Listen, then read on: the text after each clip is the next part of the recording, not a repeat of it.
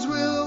When the road you're trudging seems all uphill, when the funds are low and the debts are high, and you want to smile but you have to sigh, when care is pressing you down a bit, rest if you must, but do not ever quit. Success is a failure turned inside out. Let's talk and clear the clouds of doubt. Bismillah ar-Rahman ar-Rahim. Assalamu alaikum wa rahmatullahi wa barakatuh. Welcome to another episode of Let's Talk.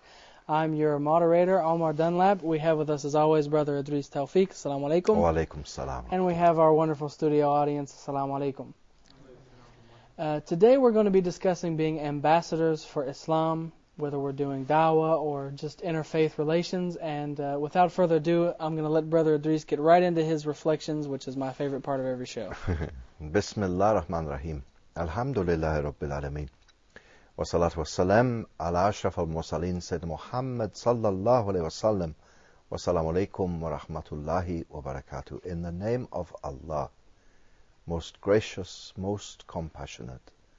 All praise be to Allah, the Lord of the worlds. Peace and blessings of Allah be upon His final messenger Muhammad, and may the peace and the blessings and the mercy of Allah be upon all of you who are watching this program today. My dear brothers and sisters, you honor us for joining us today, and our topic for today's program is so beautiful: ambassadors for Islam. We're all called as Muslims to be ambassadors. An ambassador represents his country abroad. And wherever he is, the people in the country where he is look at him and say, he is representing this country, Japan or Australia or South Africa. Well, more than ambassadors for Japan or Australia or South Africa, we are called to be ambassadors of Islam. And we're not representing a king or a president or a worldly government. We're representing the message of Allah Almighty, the creator of the heavens and the earth and everything in between.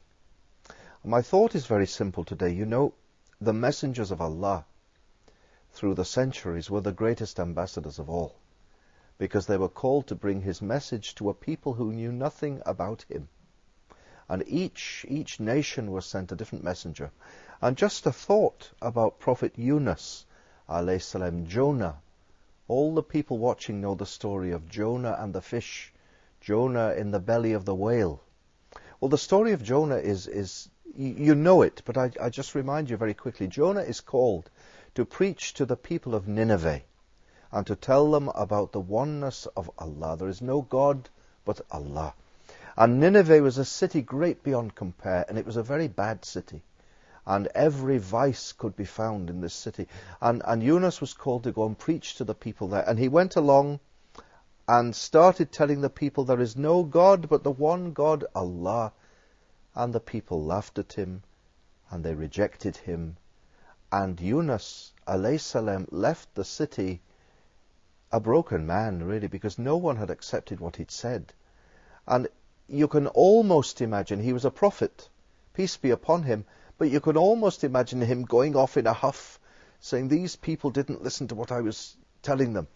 And he goes and he goes in a boat and sails off in the sea.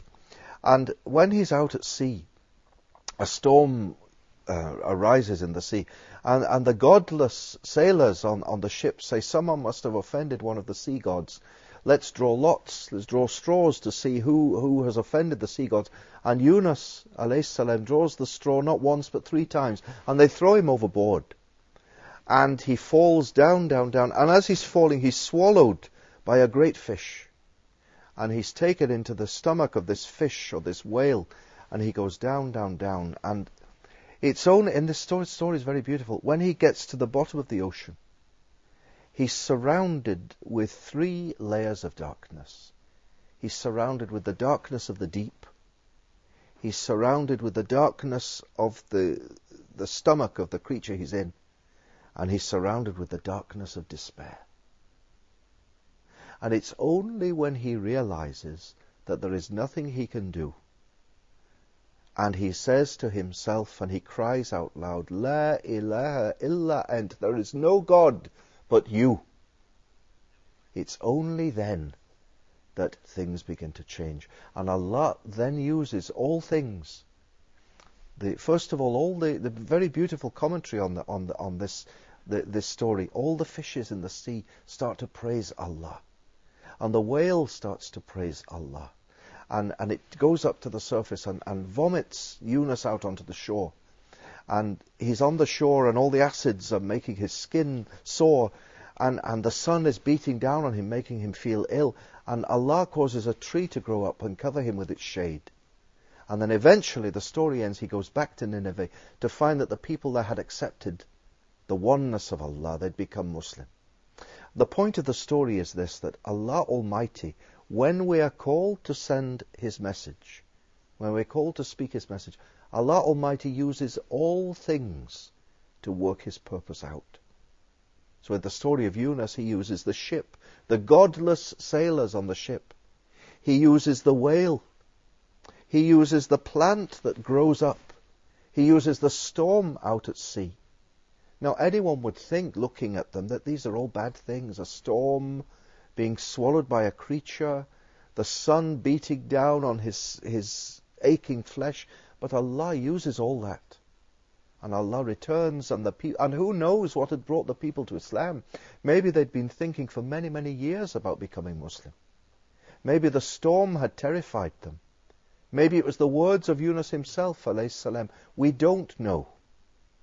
But we do know, as ambassadors of Islam, called to speak the word of Allah to a world without God, a world flailing and thirsting for God, we can rest assured, we can be certain that whatever we do, Allah Almighty will use all the events, the people around us, the place we are, the person we are. He'll use all these things to make His message known. And all we have to do as Muslims, as people who submit, we simply have to submit to Allah's will and say to Him, here I am to perform your will. Take me, use me, and insha'Allah, with that intention, Allah will use all things for His message to be known, and we will be the best ambassadors Islam has ever seen.